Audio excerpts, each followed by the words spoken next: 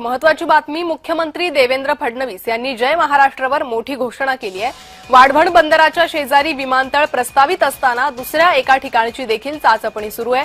वाढवणच्या ऐवजी विरारमध्ये विमानतळ केलं तर त्याला अधिक प्रतिसाद मिळेल का याचा अभ्यास सुरू असल्याचं फडणवीसांनी सांगितलंय। The encounter with Vrushali Kadam या विशेष शो मध्ये ते बोलत होते।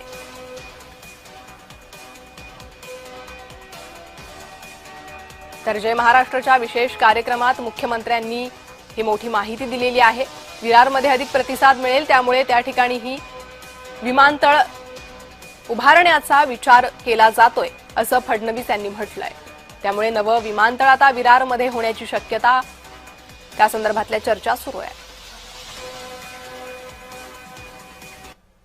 माझ्या असं लक्षात आलं की आपल्याकडे वसई विरार ही खूप मोठी महानगरपालिका आहे आणि जसं आपण वाढवणला एअरपोर्ट करू शकतो तसंच ऑफशोर एअरपोर्ट हे विरारला देखील केलं जाऊ शकतं। बरं, कारण विरार पासनं तर वाढवणचं 40 किलोमीटरचं हे अंतर आहे आणि आता आपण वाढवणचा विचार केला तर तिथे कॅप्टिव्ह अशा प्रकारचं जे काही पॅसेंजर्स आहेत ते आत्ता तरी कमी आहेत, पुढे वाढणार आहेत, ते 10 वर्षात तर खूप वाढतील, पण आता ते सगळे कॅप्टिव्ह पॅसेंजर हे आपल्याला जर विरारला एअरपोर्ट केलं तर त्या ठिकाणी आपल्याला मिळू शकतात।